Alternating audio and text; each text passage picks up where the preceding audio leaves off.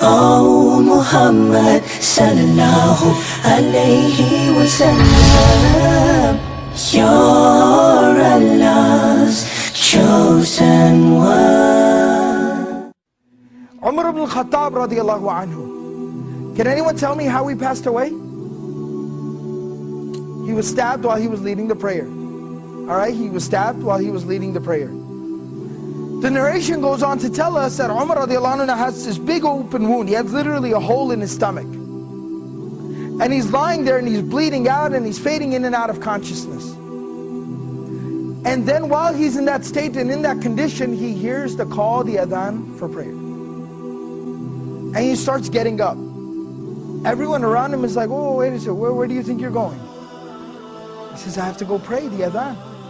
I have to go and pray, it's the adhan. And he said, you're dying.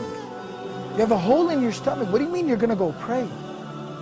And he says that, I remember the Prophet ﷺ telling me that there's no deen for the one who doesn't pray. That the salah is like the head and the body. I have to go and pray. This was the commitment that these people had to prayer. As long as I'm alive, salah is something I do.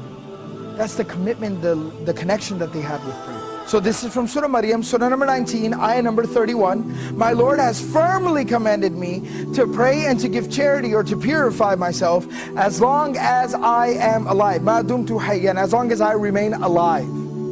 This is a statement of Isa alayhi salam. This is a very powerful reminder about our approach to prayer and how we approach prayer and how we perceive and think and how we implement prayer in our lives.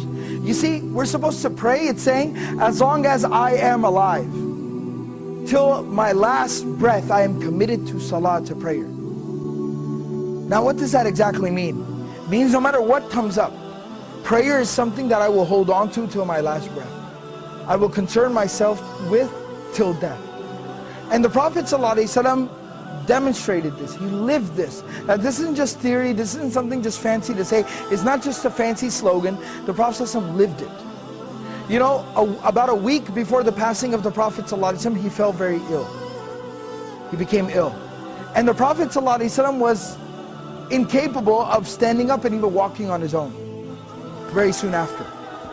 So the Prophet ﷺ, what he did, Prophet ﷺ would send for two Sahaba. They would come to his home and they would carry him. He'd put his arms around their shoulders and they would literally carry him to the prayer like this. But he'd still go for prayer in this condition. He'd still go to pray like this. Teaching us, prayer is something we do till our last breath.